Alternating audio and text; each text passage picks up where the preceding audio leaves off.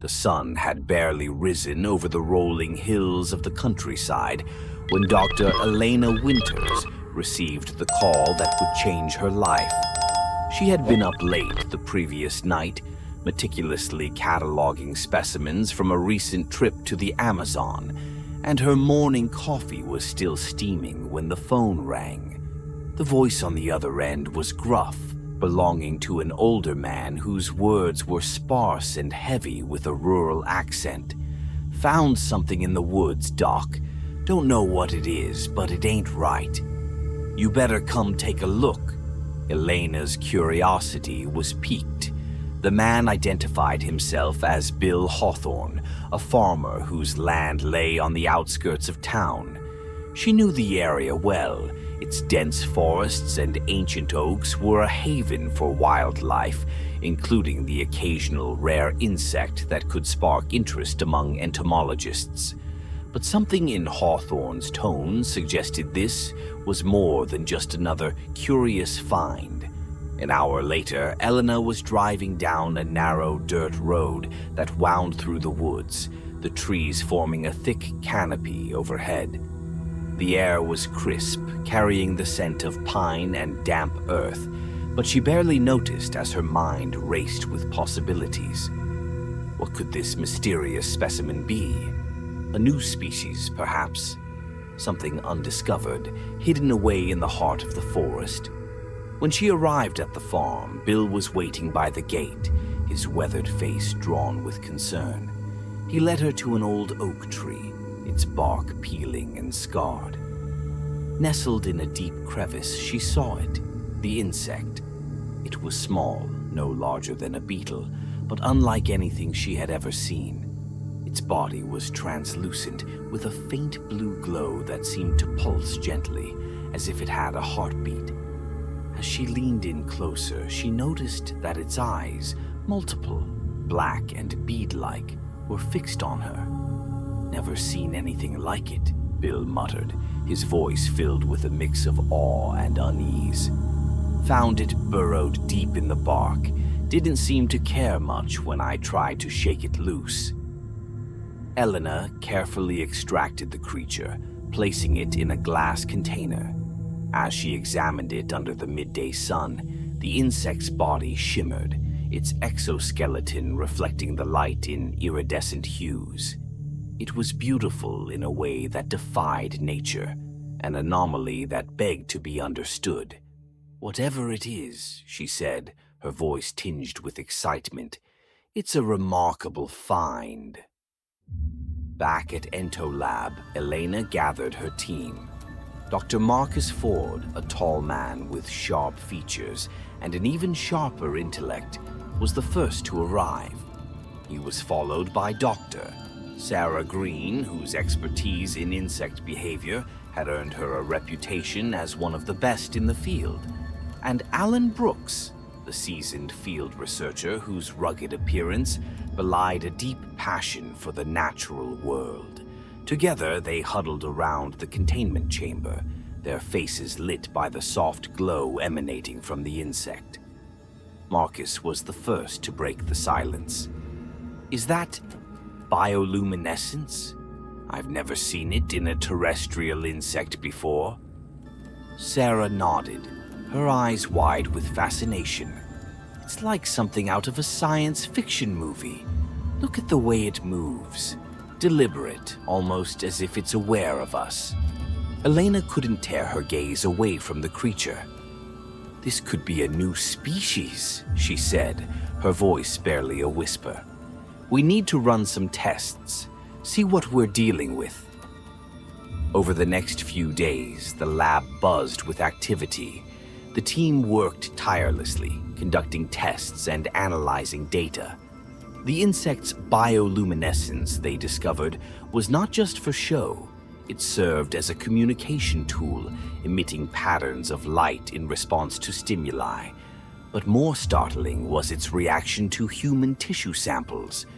When placed in a petri dish with a fragment of skin, the insect grew agitated, its movements becoming erratic as it emitted rapid pulses of light. "It's like it's trying to connect with the cells," Marcus observed, a frown creasing his forehead. But why?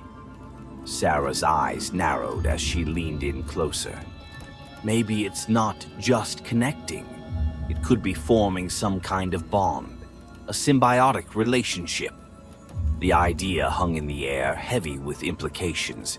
Symbiosis was not uncommon in nature, but between an insect and a human, the thought was both thrilling and terrifying. As the days passed, the insect's behavior grew more complex. It began constructing tiny, intricate structures inside the containment chamber, using what appeared to be a silk-like substance it secreted from its abdomen. The structures resembled nests, and within them, the insect laid microscopic eggs. These aren't just random constructions, Sarah pointed out one evening, her voice tinged with unease. It's preparing for something. Maybe reproduction. Elena felt a chill run down her spine. There was something deeply unsettling about the way the insect operated, its intelligence, its purposefulness. It was as if they were not studying it, but rather, it was studying them. Then came the first real sign of trouble. Alan, who had been in charge of collecting more specimens from the field, began complaining of strange symptoms: fatigue, itching, and a persistent sense of unease. Elena dismissed it at first, attributing it to stress and long hours, but when he showed her the dark, web-like patterns spreading across his arms, her heart skipped a beat. The patterns were unlike anything she had seen before, winding beneath the skin like tunnels. She quickly ran a scan, and what she found left her speechless. The insect had somehow infected Alan, its larvae burrowing into his flesh and carving out paths beneath the surface. Elena's mind raced as she tried to make sense of it all. How had this happened? They had taken every precaution: gloves, sterilized instruments, controlled environments. Yet somehow the insect had breached their defenses, and now it was inside one of them. Panic gripped the team as they realized the implications. The insect was no longer just a subject of study. It was a threat, one they barely understood. As they scrambled to find a solution, the once exciting discovery had become a ticking time bomb, one that could explode at any moment, with consequences none of them could foresee. And so, with fear gnawing at the edges of her mind, Dr. Elena Winters faced the grim reality.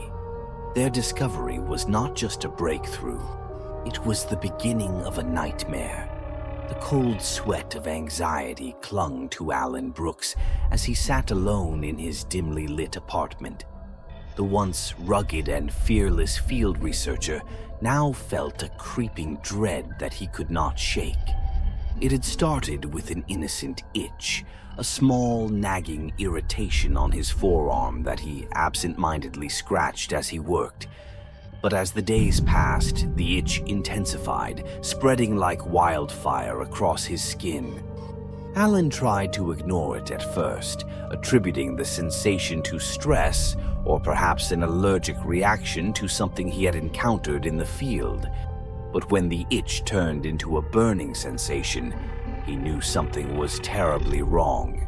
He stood in front of the bathroom mirror, pulling up the sleeve of his shirt, and what he saw made his stomach churn. Dark, web-like patterns crisscrossed his skin, resembling veins but with a sinister twist. They were raised almost like scars and seemed to pulse with a life of their own. He traced a finger along one of the lines, wincing as a sharp pain shot through his arm. It was as if something was moving beneath his skin, something alive. The drive to Entolab felt like a blur. Alan's mind raced with terrifying possibilities, each more horrific than the last. Was it some kind of infection? A parasite? The image of the glowing insect that had become the center of their research flashed through his mind, and he felt a wave of nausea. No, it couldn't be. It was just a bug, nothing more. When he arrived at the lab, Dr. Elena Winters was already there, her eyes widening with alarm as Alan stumbled through the door. He didn't need to say anything. The sight of his arm was enough. "Alan, what happened?" she asked, her voice a mixture of concern and disbelief. "I don't know," he replied, his voice trembling. "It started with an itch, and then this." Elena quickly ushered him into the examination room, calling for Marcus and Sarah. The team gathered around, their expressions darkening as they examined Alan's condition. The lines on his skin were more than just surface level. They were tunnels, burrowed beneath the flesh, winding through his body in intricate patterns. "We need to run some tests," Marcus said, his tone grim. "We have to find out what's causing this." As they worked, the lab was filled with a tense silence. Blood samples were taken, scans were performed, and data was analyzed with a frantic urgency. The results were unlike anything they had ever seen. "It's the insect," Sarah finally said, her voice barely above a whisper. "The patterns on Alan's skin. They match the structures the insect was building in the containment chamber." Elena's heart sank. "Are you saying the insect is inside him?" Sarah nodded, her face pale. "Not just inside, it's multiplying. The larvae are using his body as a host, burrowing beneath the skin to create their own hive." Alan's breath caught in his throat. The reality of his situation hit him like a freight train. "What does that mean for me?" he asked, though deep down he already knew the answer. "We don't know yet," Marcus admitted, his voice strained. "But it's clear that the insect is far more dangerous than we initially thought." Days turned into a nightmare for Alan as the infection spread. The once slight discomfort had evolved into excruciating pain. The tunnels beneath his skin became more pronounced, darkening and spreading like ink in water. The pain was unlike anything he had ever experienced, sharp, stabbing sensations that radiated from his arms to his chest and neck. He could feel the larvae moving inside him, their tiny bodies burrowing deeper, carving out new paths. The team worked around the clock, trying to find a way to halt the progression of the infection. But the more they learned about the insect, the more hopeless the situation seemed. The larvae were not just parasites, they were transforming Alan's body from the inside out. His skin began to harden in places, taking on a rough, almost chitinous texture. His muscles twitched involuntarily, and his movements became increasingly jerky, as if his body was no longer entirely under his control. Elena watched in horror as her friend and colleague was slowly being overtaken by the creature inside him. The once vibrant and strong-willed Alan was fading, replaced by something else, something that was no longer entirely human. "It's like they're rewiring his nervous system," Marcus observed one night as they reviewed the latest scans. "They're using his body to communicate, to coordinate their activities." Elena could barely believe what she was hearing. "You mean they're turning him into a hive?" "Exactly," Marcus replied, his expression grim. "They're not just using him as a host, they're transforming him into something that can sustain their entire colony. And if they succeed..." He didn't need to finish the sentence. The implications were clear. If the insects completed their transformation of Alan, they could potentially spread to others, using them to build more hives, more colonies. The thought of it was too horrifying to contemplate. As the infection advanced, Alan began to lose control of his mind as well as his body. He would have moments of clarity where the pain subsided and he felt almost normal, but these were fleeting. More often, he found himself trapped in a nightmare, his thoughts clouded by the instincts of the insects inside him. He could feel their presence in his mind, pushing him to act in ways that terrified him. He would wake up in the middle of the night, his body moving on its own, scratching at the walls, trying to dig through them as if searching for something. During the day, he would catch himself staring into space, his mind blank as the insects communicated with each other through the tunnels they had created in his body. In his more lucid moments, Alan begged the team to end his suffering. But Elena couldn't bring herself to do it. She was a scientist, and she needed to understand what was happening, to find a way to stop it before it spread. But with each passing day, it became clear that Alan's time was running out. One night, as the pain reached unbearable levels, Alan felt something snap inside him. The insects had reached a critical stage in their development, and they were ready to emerge.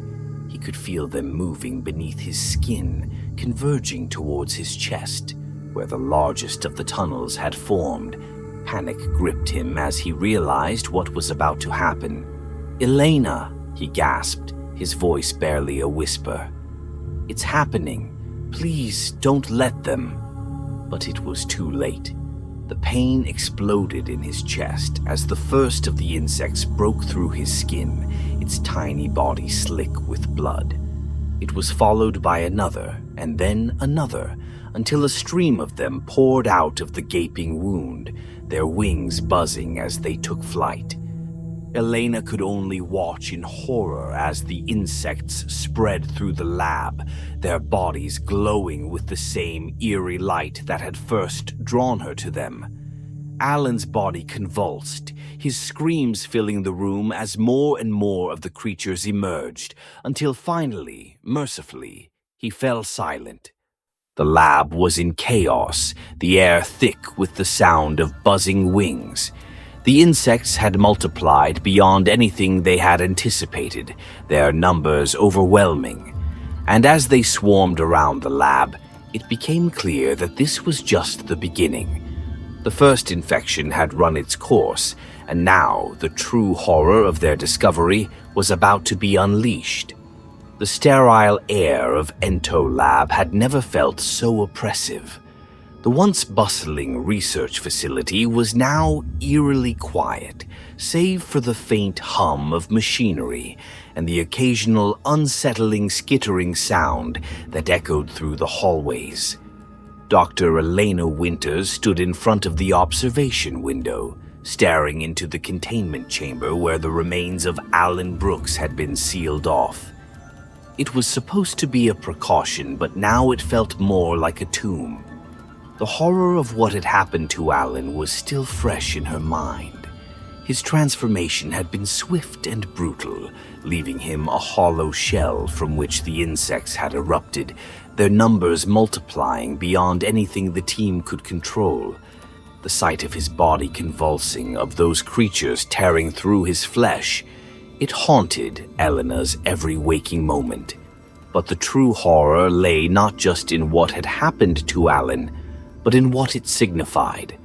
The insects had not just used Alan's body as a breeding ground, they had transformed him into something more, something that was no longer human. And now that same transformation was beginning to take hold of the rest of the team. Dr. Sarah Green was the first to show signs. The changes started subtly, a flicker of light beneath her skin, a momentary lapse in her speech where her words were punctuated by a strange clicking sound. But as the days passed, it became clear that she was no longer fully in control of her own body. Her movements grew stiff, her eyes glassy and unfocused, as if she were struggling to maintain her grip on reality. Elena and Marcus watched in silent dread as Sarah began to exhibit the same symptoms that had plagued Alan. The dark lines that signaled the presence of the insect's tunnels started to appear on her arms and neck, and her once vibrant personality faded into a dull monotone. It was as if something else was speaking through her, something alien and terrifying. "The insects are taking over," Marcus said one night as they huddled in the lab, their faces lit by the cold glow of the computer screens. "They're not just using her as a host, they're integrating with her nervous system, controlling her actions." Elena nodded, her eyes filled with a mixture of fear and determination. "It's more than that, Marcus. They're communicating through her. When she speaks, it's not just Sarah anymore. It's the Hive." The realization sent a chill down their spines. The insects had evolved beyond mere parasites. They had developed a collective consciousness, a hive mind that operated with a single purpose. And now that consciousness was beginning to spread. In the days that followed, the lab became a battleground. Sarah's condition worsened, the insects inside her growing bolder, more aggressive.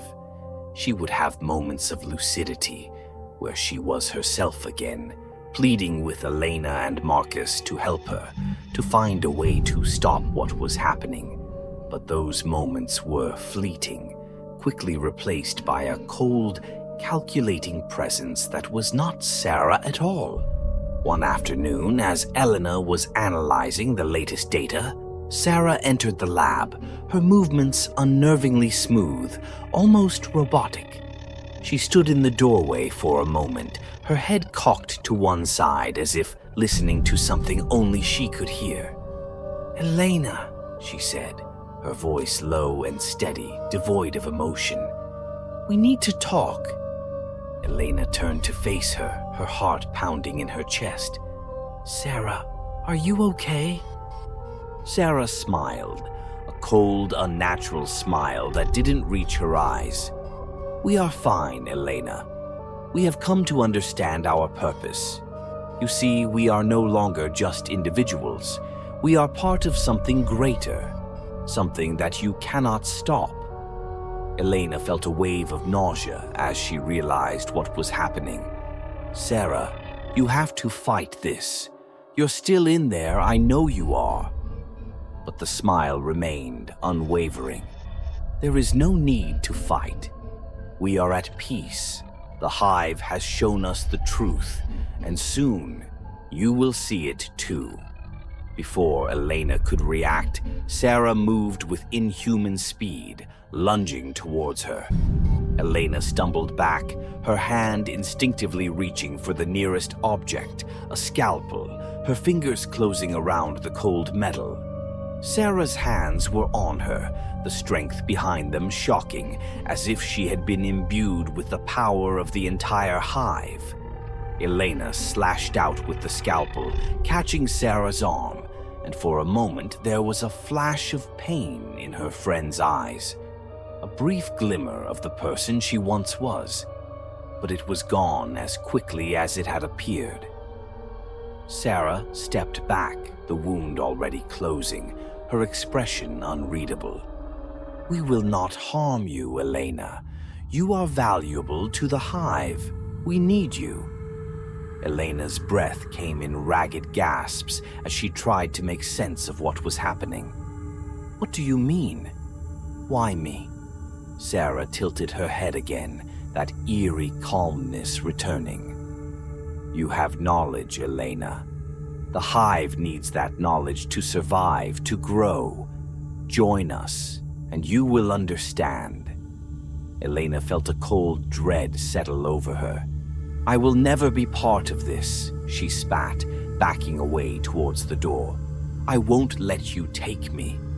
But Sarah, or whatever part of her was still left, simply smiled again. "It is not a matter of choice. The Hive will spread, and you will be part of it. It is inevitable." Elena fled the lab, her mind racing with the implications of what she had just witnessed. The hive mind was not just a theory, it was real, and it was spreading. Sarah had been completely overtaken, her consciousness subsumed by the collective will of the insects. And if what she said was true, they intended to do the same to Elena. She had to act quickly. She needed to find a way to stop the hive, to prevent it from spreading any further. But time was running out, and the infection was already too far advanced. As she barricaded herself in the lab's secure containment room, she realized that she was now fighting a war on two fronts, against the insects and against the growing doubt in her own mind. The hive was powerful, more powerful than anything she had ever encountered. It could think, it could strategize, and it could communicate with terrifying efficiency. But worst of all, it could spread, through contact, through the very air they breathed. And if it succeeded, it would mean the end of humanity as they knew it. As the hours passed, Elena worked feverishly, her mind racing as she tried to find a solution. But with every passing moment, the hive grew stronger, its influence spreading like a virus. And with each passing second, she could feel it, inside her, creeping into the corners of her mind, whispering to her, urging her to give in. But she wouldn't. She couldn't. She had to find a way to stop it, to destroy the hive before it consumed them all. But deep down, she knew the truth. The hive was already inside her, and it was only a matter of time before she too would succumb to its will. The darkness in the containment room was suffocating, broken only by the faint, pulsating glow of the emergency lights.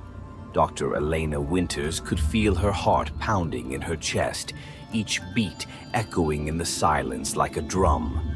The weight of what she was about to do pressed down on her, and for a moment she hesitated, her hand hovering over the keyboard. She had to act, but the fear gnawed at her resolve. Her lab had become a battlefield. What was once a place of discovery and wonder had transformed into a house of horrors. The walls seemed to close in around her, as if the hive itself was alive, breathing, waiting. She knew the truth now. There was no escape. The hive had already spread too far, entwining itself with the very air she breathed, the thoughts she thought. It was inside her, growing, waiting for the right moment to seize control. Outside the containment room, the lab was eerily quiet. The buzzing that had once filled the air had faded, replaced by an oppressive silence that pressed down on Elena like a shroud.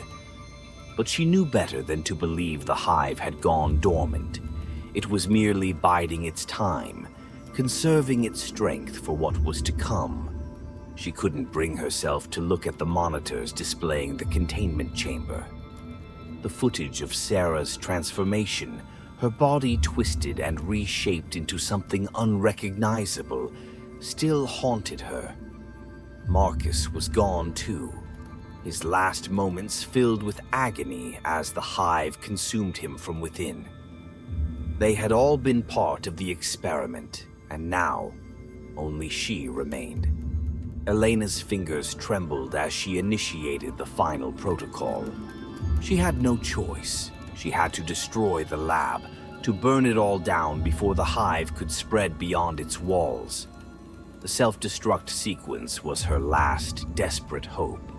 But even as she activated it, a small voice whispered in her mind, urging her to reconsider, to let the hive live, to let it grow. The voice was soft, seductive, filling her with a strange sense of peace. It promised an end to the fear, to the pain. It promised unity, belonging. The hive mind, now fully aware of her every thought, reached out to her, its tendrils weaving through her consciousness, offering her a place within its collective. Elena closed her eyes, fighting the urge to surrender. She couldn't let it win. She had to hold on to who she was, to the memories of her team, to the knowledge that what they had discovered could never be allowed to escape.